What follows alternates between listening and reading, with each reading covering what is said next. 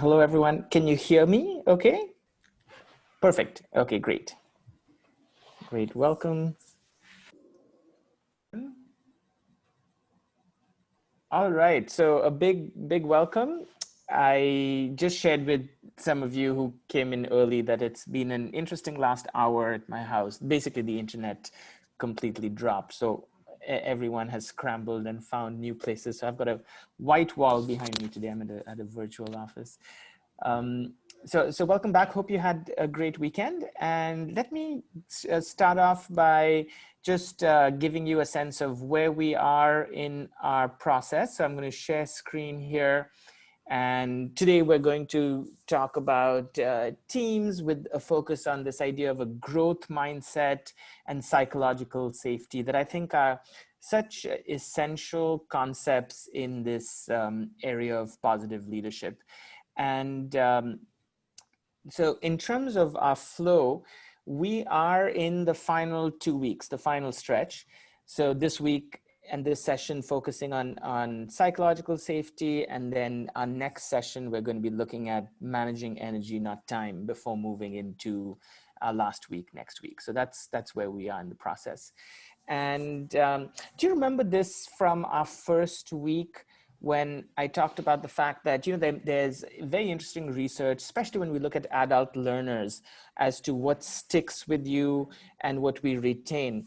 And at the bottom of that pyramid, 90% retention is when we actually teach the content or concepts to others or we immediately use it. So, oops, there's some background noise. So just want to encourage you to continue to share some of these concepts with others. Hugo, you mentioned that you had shared appreciative inquiry with your team. And so that's an example. If you have to explain it to somebody, it forces you really to synthesize it in a different way. And then the immediate use, this is where I want to just refer to the fact that there is a personal leadership inventory that I sent you. Hopefully you got that, had a chance to take a look at it and start synthesizing and in a way this is for you, right? Because there's been a lot of reflection that you've done over the past few weeks and a place for you to capture your insights and takeaways. But you'll notice that one of the aspects of the personal leadership inventory is for you to actually think about a leadership challenge that you're actually facing. And that's the immediate use part. So just want to encourage you to really get into this and think about somewhere where you want to apply some of these concepts. And in our last session, we'll have a chance to have some groups around a design challenge that you're facing. For those of you who've taken a design thinking course with UPs, we have a whole process around design thinking. Not for this course, but that's where some of the language comes from, the idea of prototyping something, trying something out. So it comes from the design thinking world.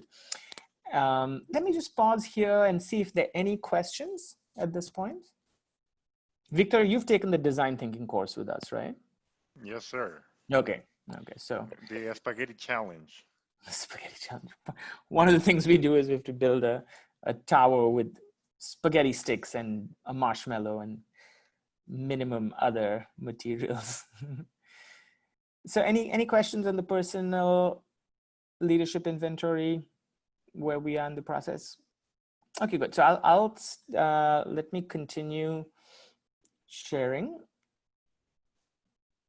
So this is the challenge. And so my challenge, first I want to thank almost everybody had a chance to take the quick survey and share some feedback. And so really appreciate all of it. And what I'm going to try and do is there's a number of suggestions that I think even within the next few sessions, I'm going to be able to incorporate in. So that's part of my design challenge.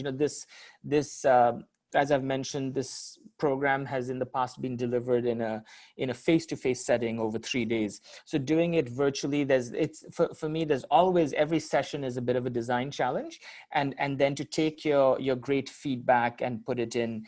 I'm going to try my best, and certainly we're offering this course again in a couple of months. So some of those I'll be able to incorporate in next time. But let me just give you one example of someone's feedback. Someone said, Mohit, why don't you, there's some people who may not feel that comfortable speaking up in the group. Just feel free to kind of call on people. So if you don't mind, I love that.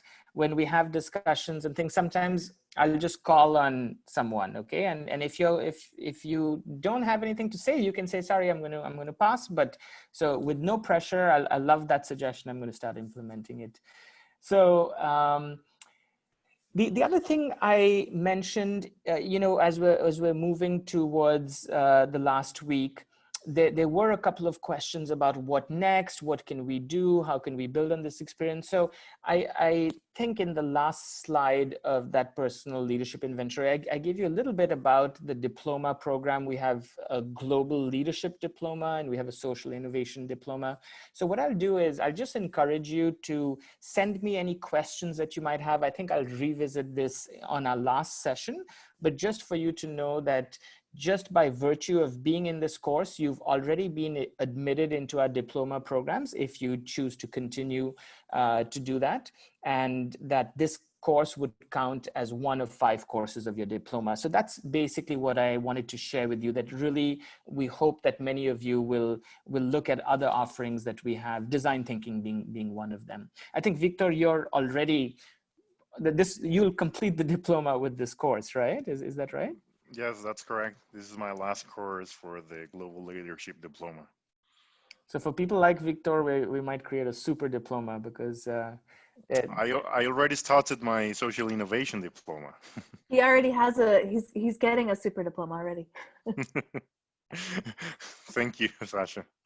So more on this, but I wanted to give you a preview of this based on your feedback. So, and then the last thing, before getting into today's content, last week we talked about, relationships and the fact that there's a positive aspect to relationships, and then there's also this idea of conflict, and we had a chance to think about our own conflict styles and the fact that we can be strategic at different times. And we looked at these different styles, right? The collaborating, competing, compromising, avoiding, and accommodating styles, depending on one axis is, how badly does that achieving that goal or getting what you want really matter, and how important is that relationship?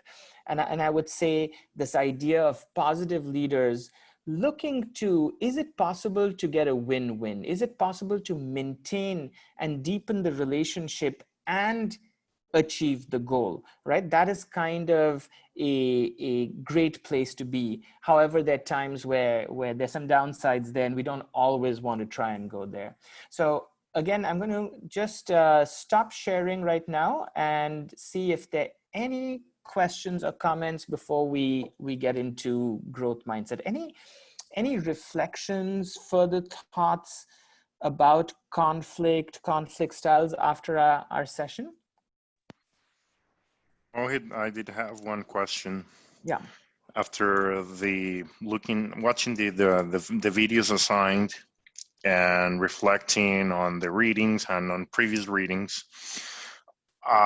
I kept struggling on humor, and I had some ideas, but I wanted to get your feedback there, because on the first week readings, there were in some reading there were mentioned that whenever you're bringing up humor, you're trying to avoid some real connection in the conversation, when you're really meaning to get something from the other people.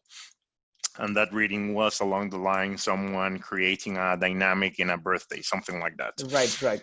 And recently, there was another one that whenever you're feeling comfortable, you are more likely to bring humor up when you're in a psychological safety zone. So I kept thinking, there is no hard recipe on when to apply humor. It depends on the context, and that was my kind of analysis there. But I also wanted to get your feedback when humor is good and when it's not. Yeah, Victor. So I'll jump in and answer here, because I know specifically the reference to that first reading from many weeks ago now. So my own sense is that you're right, the context matters, and how you use humor is very important to saying, was that use of humor avoiding a tough conversation? Was it actually being passive aggressive? Like if I make fun of somebody now and I don't really know them well, and I put them on the spot and I try to make a funny comment, is that really increasing psychological safety, or is that decreasing it for that person, right? So I agree the context matters. And I think in that first article, sometimes what we do is we use humor not to address a situation directly, to deflect it. And there was a reference to that. I think of the other side of humor is when people can be their full selves and really relax, and it's a positive emotion. It's to me, it's got that very, very positive potential. So I definitely have seen both sides operate. And I think culturally also, there's some societies, my brother lives in England, and they're quite a lot. It's interesting, the use of humor. It's almost like it's ingrained in the culture, and there's so much irony so I overall, I just feel that you've pointed out something that is right on, that it's the how it's used rather than humor itself that I think we can say things about. Okay, that also kept me reflecting on the strength survey. One of the 24 is humor, actually. It's not in my core strengths, but I know it's on one strength. I think you had humor on his. And it kept me reflecting on another course I took. And the facilitator was saying, whenever you want to think on where you can improve, you can also think on your own strengths, because maybe your strengths are used a lot, and that can become something in which you can improve. For example, in my case, I have honesty, and that's being direct. And maybe you are extremely direct with someone and they can feel scolded or pointed out or something like that. Yeah. So for humor, it kept me thinking again. Maybe humor, if you can use it, that's great, but you cannot overuse it, because it can become deflecting or something like that, and we don't want that for psychological safety. So I just wanted to share all those thoughts with the group. Yeah, wonderful thoughts. So let me just open this up. This idea of, if we overuse something, even a strength can become somehow too much, or a weakness. Like, I'll just think of one example that came up for me recently with an interaction. I think of confidence as being a good thing, but I think of overconfidence as almost becoming arrogance, right? I thought about it in that growth mindset. I think it's good to embrace your skills and your abilities and strengths, but never to feel like, oh, I'm so great, because then you stop learning. You can only fail. You can't get better. So Victor, it's funny you mentioned this, but I was just reflecting on this, thinking about growth mindset, that when a strength overused can become actually a weakness. Anyone does anything come to mind? Does that resonate with people? That's something, and almost the term overuse means that it's too much, too much of a good thing. So those of you who I can't see, Valerie, Carolyn, Maripili, Paula, I'm just assuming it's bandwidth reasons, but if it's not, encourage you to put on your camera. But Sasha, let me ask you, what are your thoughts on that? I was going to mention sometimes, people see me as very humorous, or it's kind of like a double-edged sword in a way. I've been with like groups of people for maybe like training or classes, and then some days you're like, I'm going to be a little bit more quiet. Maybe it's more of an introspection day, or I'm going to reflect more internally. I'm not going to be as gregarious. Some people will come to you, and I think also they're so used to maybe seeing you in that aspect. They're like, are you okay? Is everything going okay? And you're like, yeah, I'm fine. Today is just a quiet day, and I think sometimes too, maybe if you in that certain light, like, having that particular mindset, or if, they may not be used to you, coming in with a different point of view. And I think sometimes that's interesting too, that you can, uh, if you bring out other traits of your personality or character, people may not be used to those. And so sometimes those can maybe have a negative effect too. So if they're used to you being humorous and they want your humor, or, to help with a conflict, or just a situation, and you're like, that's not me today. So sometimes that can also prove to be, in a way, a burden, I think, because people are looking to you to be that particular personality. Mm. Yeah, great point. And, part of maybe one takeaway from this is we all have these different strengths, right? These different character strengths. And even if, your top one, let's say, is humor or appreciation of beauty, that doesn't mean that you're not able to see when things are really ugly and need to be changed. Or so you have, in fact, I would say, when you do have a strong, let's say, appreciation of beauty, you have that as a strength. That means you're able to see when beauty is lacking in something for some reason, right? And it could be a situation, a person, a structure. I think Mohammed Yunus had a real eye. Mohammed Yunus, who came up with Grameen Bank, I think he had a real eye for strengths and seeing people's potential. And that kind of eye for seeing people's potential made him tackle poverty, because he says, why is it that women in my country are starving? That shouldn't be. I see everyone's potential. So he actually ended up on focusing on the problem because he could see the potential, right? So I do think these things are balanced. And Victor, to your point, that it's almost like two sides of a coin. And Sasha, that people shouldn't just look for you for your top three strengths, right? Because you have the others. And so there's something that is not a formula in this, right? There's something that's art. And even as a leader, if I know Alex is very, very well spoken and who was very thoughtful, and let's say June really understands systems, I need to see them beyond that one-dimensional strength, right? Otherwise, I'm missing out on their potential as people. So, yeah, thank you. Other thoughts or questions?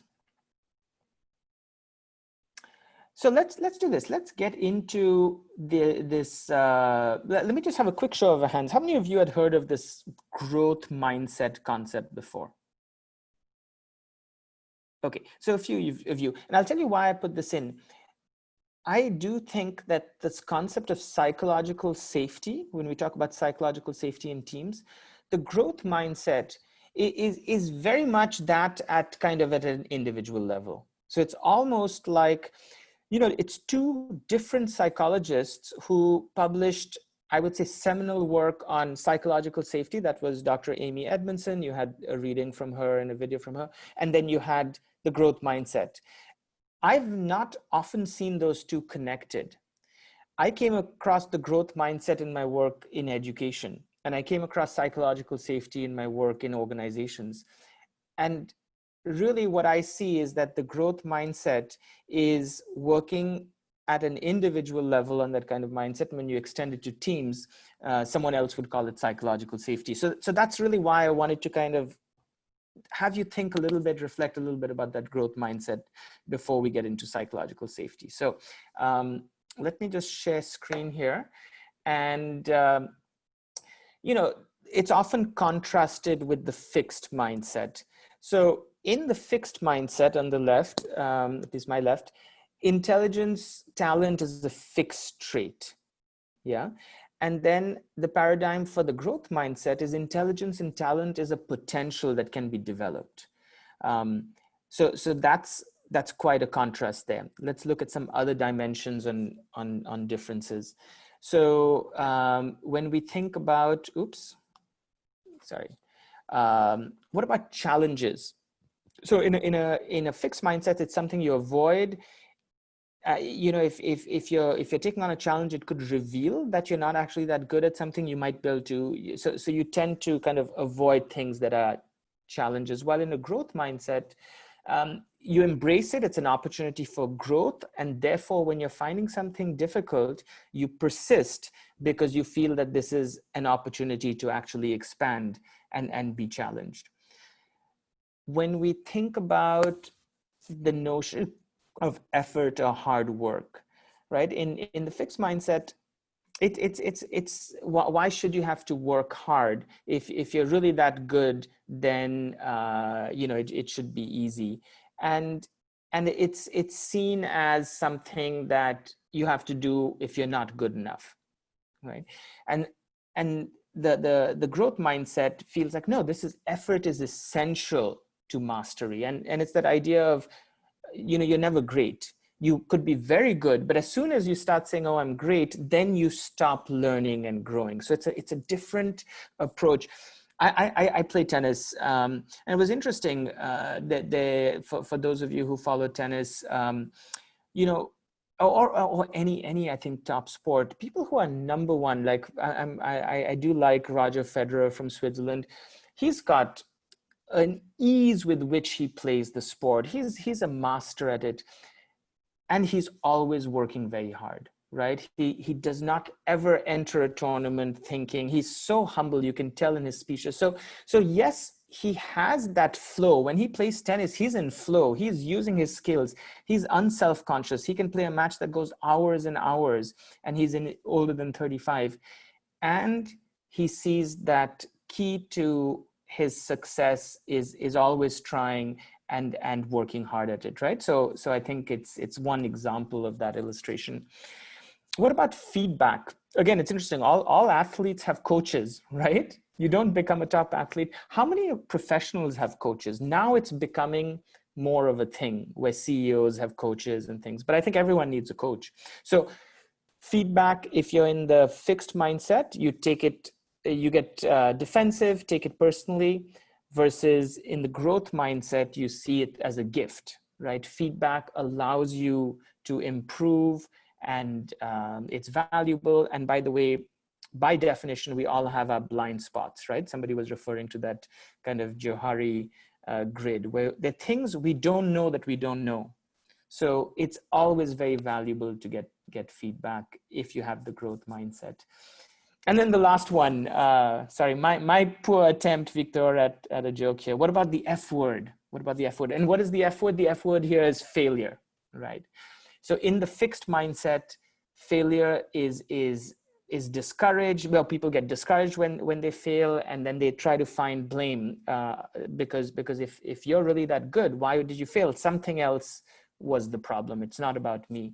While, in the growth mindset, if you fail, something didn't work out, you didn't achieve your intended objective, well, that means you took on something hard. It's an opportunity for learning and growth, right? So it's a completely different paradigm. And so one challenge I have for you next week is this idea of putting together a failure resume, okay? And this, you don't have to actually put a resume together, but I'm going to ask you to think about, often we put a list of our accomplishments together, right? I've accomplished this, I've done that.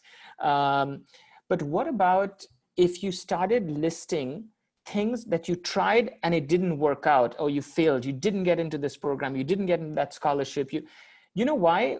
So again, I'm going to challenge you to come up with a few things, 3 to 5 things where you failed. And the reason I'm going to ask you to do that is when you think about your failures and reframe them as learning experiences, the fact that you failed meant it wasn't easy, right?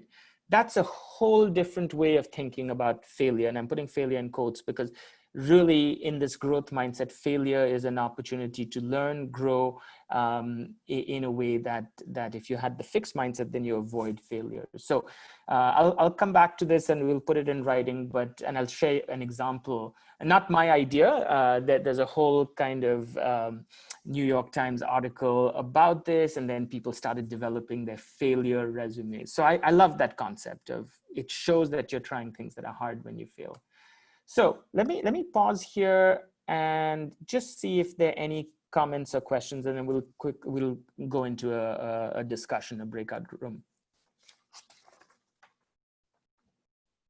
What do you think of this failure resume idea? Let me pick on. I yeah, think, go ahead. failure, I would say, like, personally, failure has been in my system because of the way I was brought up, because of the finger pointing that you're a failure, you cannot make this or that. And it was after many years of going through some counseling therapy that I started growing out of that.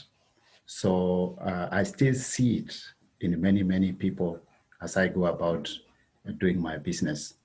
And many people tend to grasp on failure because they have just failed on one area. And even me now, there are some things maybe I'll write, like the thing you said, to 3 to 5. There are things that are kind of a hardcore, deep inside, that they are not just going away. And like, for example, if there is a big assignment before me, the first thing that crops up is you might not make it.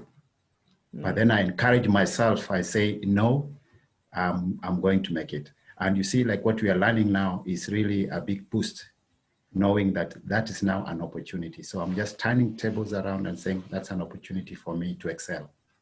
And that's what I would say. It's really good for me about this thing. Alex, thank you for sharing that. And I mean, part of what you're describing also is if we stay in our comfort zone, right? Have you seen those drawings of? Yes. Then your risk of failing is much lower, and you've just imprisoned yourself in this, in this zone that's limited by your experience. Would you then go to a country that you've never been to before and don't speak the language? No, that's outside your comfort zone. So your world shrinks. Would you try this new approach with your team? It's a new software, it's a new way of meeting. No, because it might go wrong. You really, so this idea of the fixed mindset, it really fixes your world in some narrow boundaries. And when you embrace the growth mindset, yes, you expose yourself to more risk and failure, right? So you have to have a mindset that allows that. So I'm just going to read a couple of the comments that have come up. Edison failed 1,000 times before getting the right bulb comes to mind. Yeah, that's thanks, Hugo, for pointing that out. That Edison example also came to mind. It was just a step in the process for creating it. Yeah, so he viewed every kind of failure as what did I learn from this? So the question I want to ask you and is I can just put it up visually here. So it's the following, and this is where I'm just going to suggest we break into some small 2 to 3 person teams. What are ways anyone on a team can help foster a growth mindset, right? And so the idea here is you don't have to be the positional leader, but what are things you can say or do where you help create this culture of it's okay to try new things. It's all the things from receiving feedback to failure to what are some of the other things we talked about, challenges, because especially one thing that came to mind is in these times where in the last 6 months due to COVID, a lot of organizations, a lot of businesses, a lot of teams can't just do what they were doing last week or last month. They're forced into an area where they almost, unless they embrace this growth mindset, they're just going to have to shut down. Right? You're kind of forced to try new things and make it safe to experiment.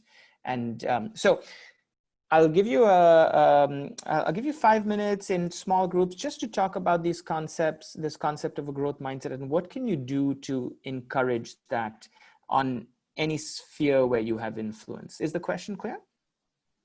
Okay, let's try that. So let's I'm going to just, we are how many? 17. So maybe 6 rooms will have us. So breakout rooms. Here we go. it'll be 2 to 3 per room.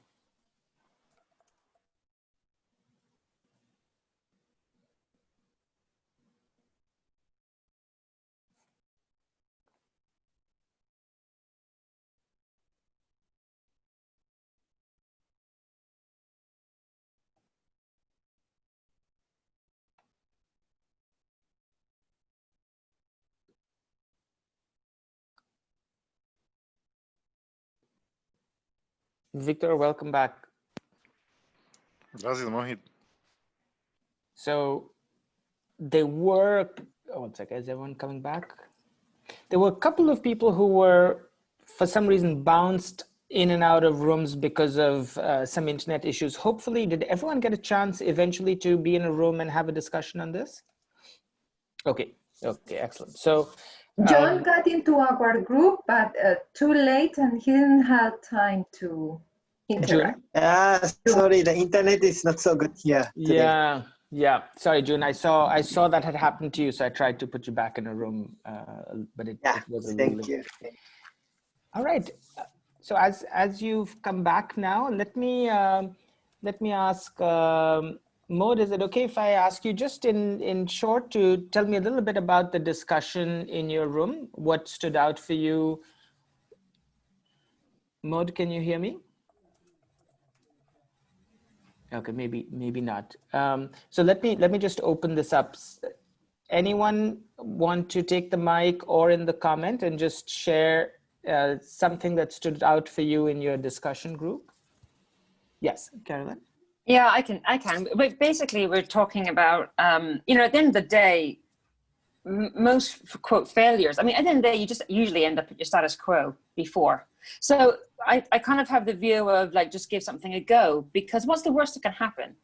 It's very rare that the worst that can happen. Okay, we said the example, you could walk into your boss's office and just say, I quit, and you have no income as an alternative. I mean, that could be, yeah, your status quo is not going to work out that well. But generally, where we're talking about it, it's unlikely that you're going to have a total fork in the road where you have this choice or that choice, particularly. Most things are like a ladder where you go up a rung, the rung breaks, doesn't really work out. You'd slide back down to the rung before, which is exactly where you were before. And it just gives you the opportunity to try something different or try something new. Most people will just say, oh, well, I tried a project, you know, it didn't work out, or whatever, or it could have been a bit better. If it didn't work out, you're just kind of where you were at stage one before. So we kind of view the failure in that way is not really, I mean, okay, yeah, you could have been done better, of course, but it's usually unlikely to be binary. Yeah. Yeah, so it's almost not it's not a great word to describe what actually happens if you don't succeed, because you're just back to where you started. And you've had the experience of trying. And so maybe in that experience, you've met some people or learned something. You know, there's this activity, and I think I've shared it with June. It's called the fear setting activity. We have this irrational fear of failure. So sometimes, Carolyn, to your point, this activity has us go through things that we want to do and that we're not trying because of the fear of failure. And then it actually has us evaluate what's the fear, what is the worst thing that can happen if you keep not trying to do that. And sometimes that's much worse. It's much worse. Let's say you have a relationship you care about, and I'm going to make this up, and you're scared of telling your partner who you've been dating now that you love him or her. You're scared. But the opposite, if you never tell that person you love them, that the effect could be worse. They could disappear from your lives, right? So a lot of our fears, the opposite is actually much greater damage. I thought that was a mind-blowing kind of realization. For me, my biggest fear of failure is, trying new things in front of audiences. We wouldn't be here if I didn't push myself somehow to do that. Yeah. So somebody was taking the mic. Sorry, go for it. Yeah, I was excited about that because many times I used to shy away from saying something, but eventually when I handle myself out and say it, then I find it's valuable even to the other people. So like you said, it's normally what you don't want to say is normally what is beneficial. It's the opposite of what you are thinking. Yeah. So one of the, thank you, Alex, for sharing that. So really, I'd say a very important concept is, as leaders, how do we create environments where people are not holding their best selves back? They're not holding their ideas back because they're scared of being judged. They're not holding their jokes back because they're scared that people won't laugh at their jokes, right? So this is where you can be your full self and bring your ideas, and you don't have to wear this work mask when you come into work on Monday morning. If your kid was sick over the weekend and you pretend, oh, everything is fine, but you're just very, very tired, that's a lot of people live in that world, right? Where they won't share what's going on that might be affecting them psychologically or emotionally because they're scared of being judged, versus just being able to have that kind of environment where saying, today, I couldn't sleep last night, I'm really tired, I need some help today. And I mean, how is that? That's a completely different environment, right? So I mean, these are not recipes, but let's look at this concept of psychological safety. I think that if you didn't have a chance to watch that TED Talk of Amy Edmondson, I think it's fantastic. In the hospital system, this saves lives. Teams, doctors and nurses and practitioners that create psychological safety, it means less people die. In other environments, it just means that the organization does better, people don't burn out. So it is literally life-saving in certain environments. So I'm going to just go into share mode here. And yeah, just a quick reflection back, as we had this question on day one, we'll reconnect with it. Why should anyone be led with you in the VUCA world we live in? One response is because you are able to create psychological safety with teams. Nothing to do with the specifics of what the organization is, but that could be one response to why should anyone be led by you. So let's just try this first. When you hear the word psychological safety or the term psychological safety, what are some words that come to mind? So just go onto the text box and type in the chat box, what are some words that come to mind?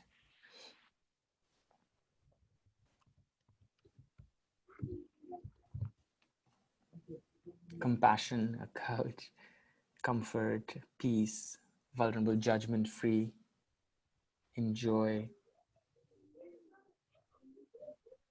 active hearing. What else when you think of psychological safety?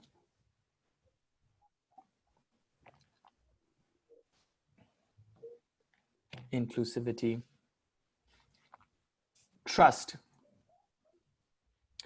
again, acceptance, avoid failure.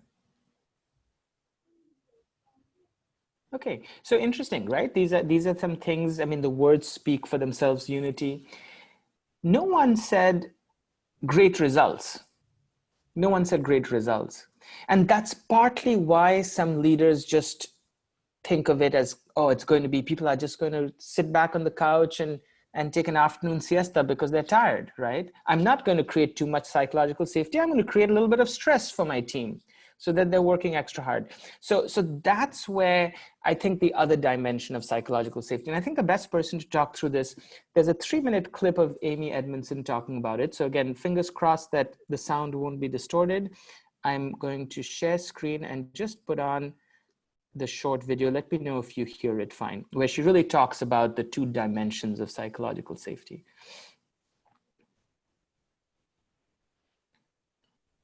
One of the most important factors in delivering safe and effective care is psychological safety.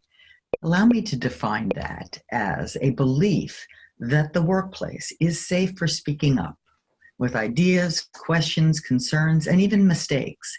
And it's a sense of confidence that your voice is valued. You can think of this as a sense of permission for candor, that the workplace is somewhere where we count on your voice being heard, because you never know when you will have had the observation that someone else missed that will be mission critical to delivering safe, high quality care. Now, I want to be clear that psychological safety is not about being nice. It's not about holding back on something you think might be unpleasant. In fact, quite the opposite. It's about candor. It's also, of course, not freedom from conflict. When you're in a psychologically safe workplace, there will be conflict. People will have different points of view, and we'll get into it, and we'll seek to understand each other's views better and come out with a better solution. Psychological safety and a psychologically safe workplace doesn't mean that all of your ideas will be applauded. And it's certainly not permission to slack off. It's not a license to whine. It's not oversharing. We still want people to be thoughtful and considerate in sharing work-relevant content. And important to mention, psychological safety isn't the goal. Psychological safety is a means to the goal, and that goal is excellence. That goal is commitment to high-quality care. So it's important to recognize that for really high-quality care, you need not just psychological safety. You also need urgency and commitment to excellence. If you don't have either psychological safety or a commitment to excellence, then you are working what I call the apathy zone, where your heart isn't in it, you don't much like your colleagues, and you're just not giving the work what you could give it.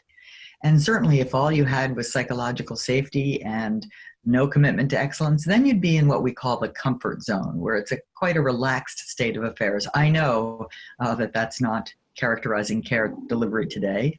However, this is the one that worries me. When your commitment to excellence and your sense of urgency are high, but psychological safety is low, I call that the interpersonal anxiety zone, where your commitment to excellence is thwarted by not feeling that your voice is welcome.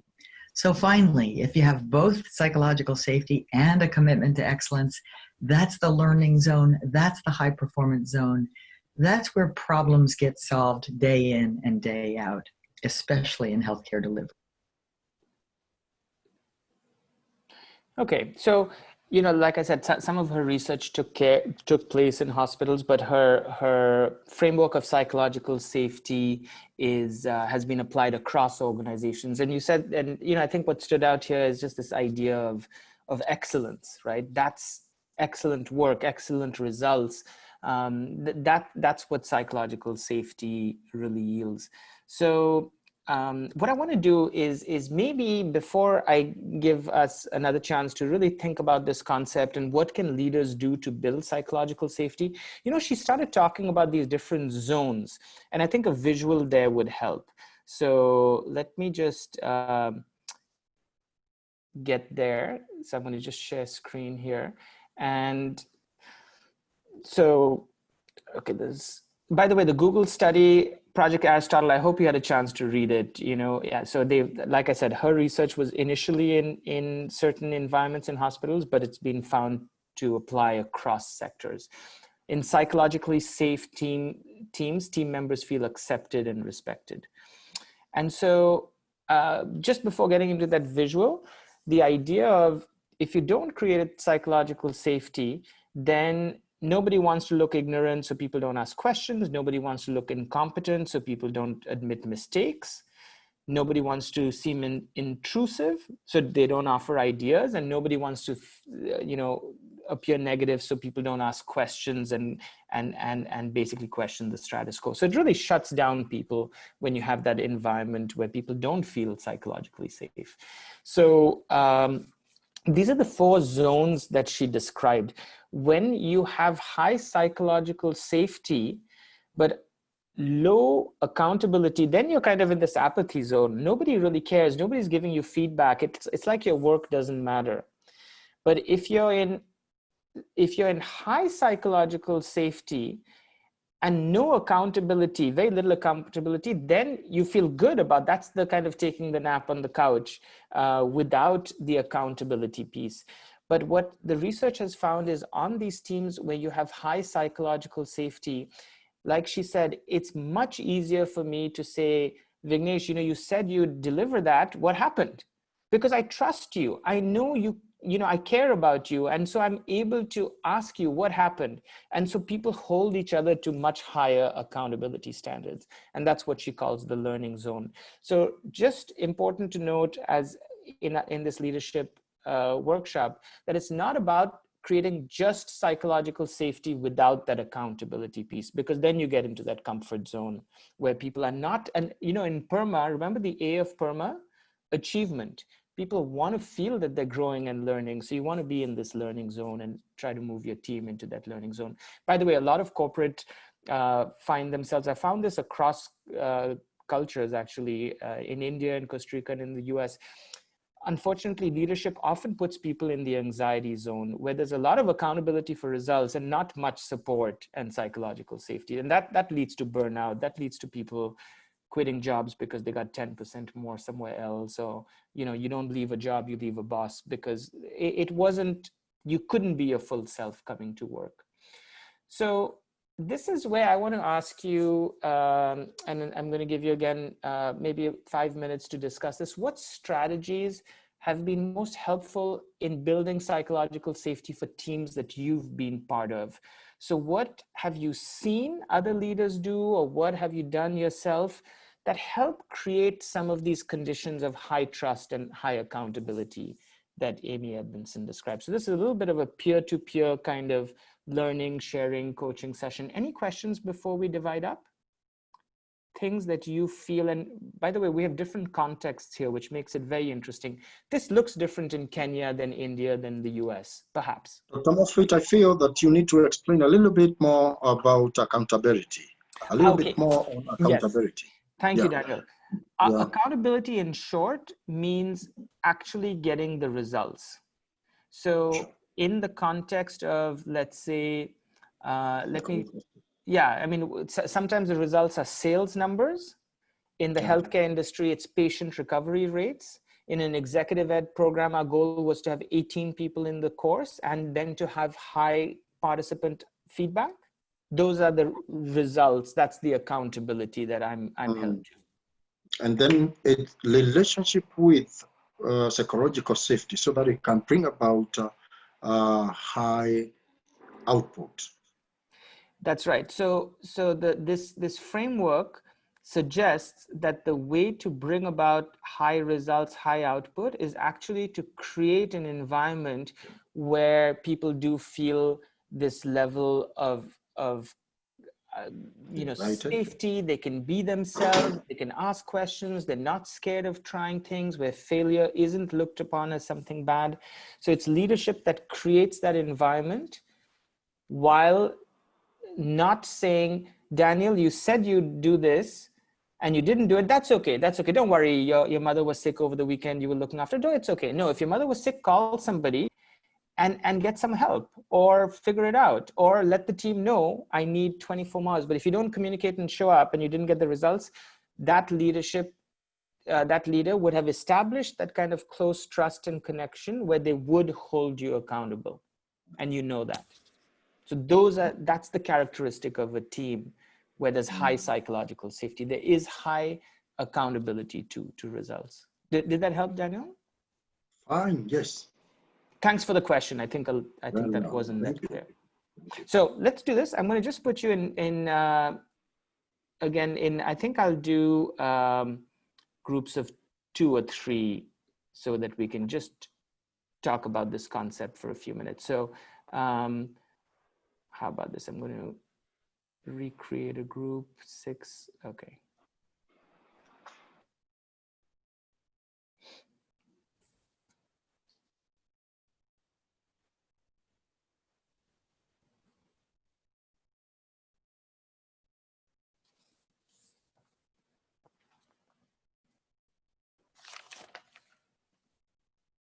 Seeing people coming back. Paula, welcome. I'm seeing you for the first time. Were you in a breakout room with someone? Yes. Okay, good. I think everyone has a few more seconds before the rooms close. All right. Okay, so quick story. One of the comments on the feedback was, Mohit is very good at keeping us on time. And one of my colleagues looked at that and she's like, what? That's not the Mohit I know. Usually, especially if it's face-to-face in Costa Rica, I go long because then you're a captive audience. Then I know I can move the lunch back. But with these webinars, I try to wrap up within 5 minutes of the hour. You know that I'm consistently 5 minutes late. So today we've definitely gone a couple of minutes above time.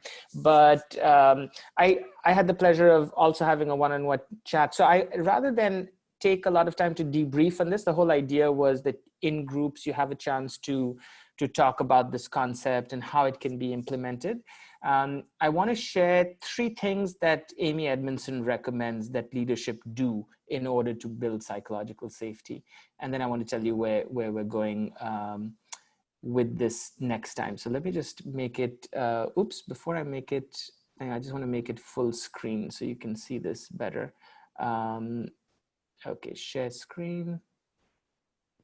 So the 3 strategies that she talks about is framing the work as a learning problem, right? When you have, especially when times are changing, saying things like there's a lot of uncertainty ahead, so we're trying this.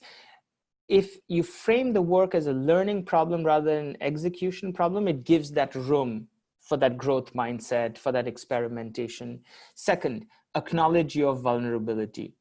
And I know we almost have a little bit of vulnerability discussion pending from that Brené Brown, but I love the fact that it comes back in this research. Hey, as a leader, you can say, I may miss hearing something I need to hear from you. So acknowledge that you don't have all the answers. Embrace that kind of growth mindset for yourself, which allows your team to understand that everybody can contribute to a better outcome.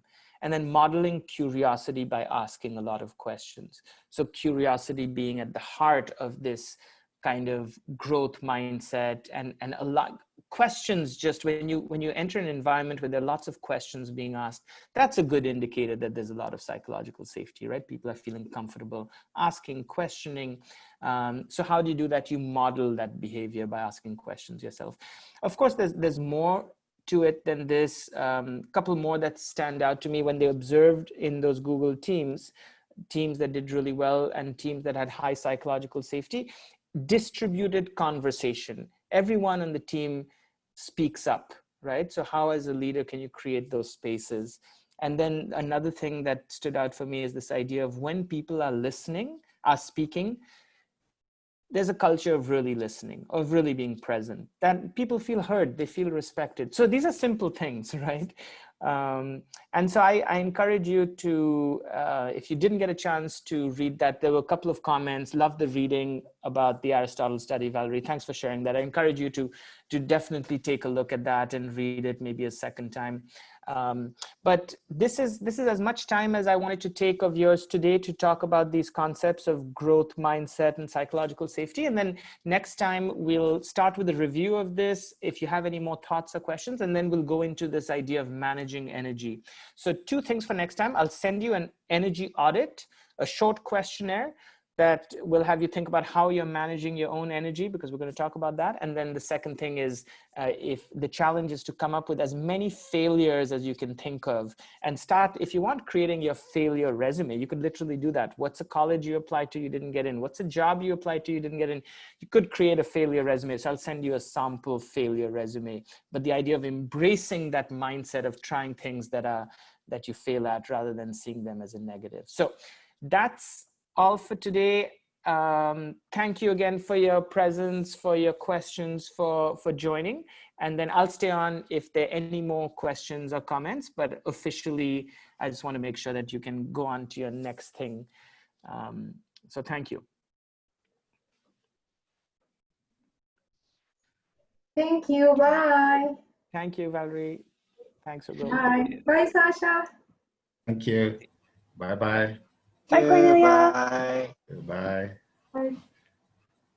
Mohit, I had a quick question. Yeah. So if the team has a goal and there's a leader who's constantly pushing it, the team nudges from the fixed mindset to a growth mindset. Yeah, you know, Is so, that so the fixed mindset, I would say hopefully they didn't have a fixed mindset to start with. You know, fixed mindset, I'll tell you some of the things that result in fixed mindsets. It often starts with parenting. Parents who say, you know, you're really good at this, Mohit. You're really smart, Mohit. You're really good at sports. You get this image of yourself of you're good, and you have to be good because you're good at sports, you're good at this, and you're good at that. And anything that makes you look bad, don't you try avoid it. it? So if I, Yeah. yeah, so if I'm good at tennis and somebody says, hey, Mohit, you want to play volleyball? I'm not good at volleyball. I'm not tall.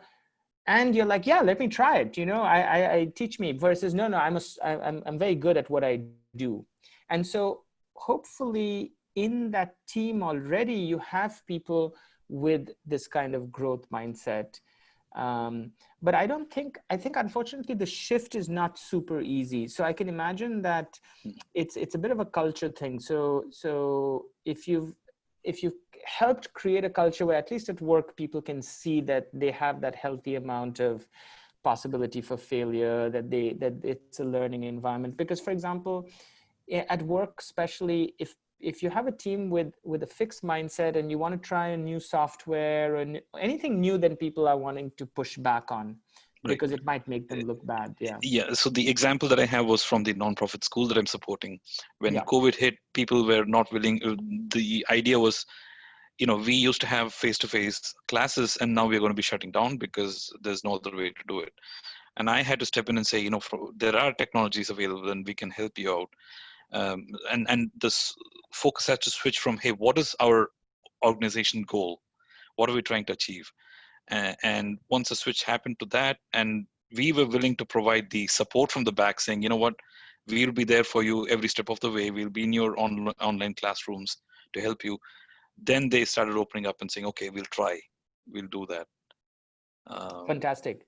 Yeah, Vignesh, it sounds like you almost used an appreciative inquiry approach here. You said, let's think about our mission. Let's think about what we do well and how can we do more of that versus saying, oh, the face-to-face thing is not working, we have to shut down, because that would be, that's the wrong, I mean, yeah, it's like you ask a different set of questions. You know, how can we build on our assets rather than react to a change in environment? Yeah. Okay. Yeah. Got it. Thank you. Thank you. Thanks everyone for again staying on, listening in, and always joining and participating. It's the guests that make the party. Thanks, Mohit. Thank you. Bye for now. Take care. Thank you. Bye-bye.